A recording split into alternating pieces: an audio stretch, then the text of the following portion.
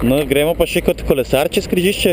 Vidite, takole bi stal, avto bi stal za mano, to se pravi me dobro vidi. In potem takole naravnost skozi križišče kot kolesar.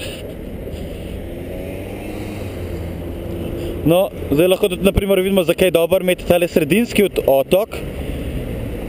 Če ti ne znese priti skozi križišče, ker tukaj je vsem veliko pasov, po 3 na obeh straneh, potem počakaš lahko na sredinskem otoku. To je ta dodatna varnost.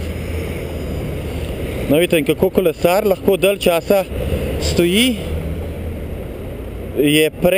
pred avtomobilom in to je bolj varno.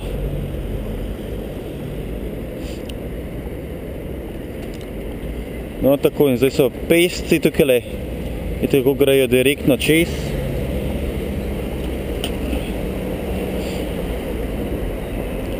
In tudi kolesarji naravnost, grejo naravnost skozi križišče.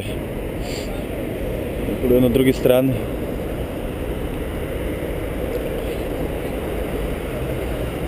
Te nizak zavijalni radi, zato morajo iti zelo počas avtomobili skozi križišče.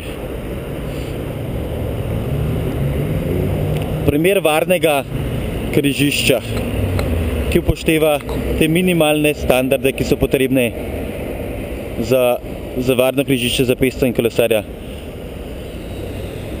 No, zdaj imamo pa kolesarja. Ja, se zgodi, da tudi pešci čakajo, ampak to ni nič hudega. Vse to se že med sabo zmenijo. Tako.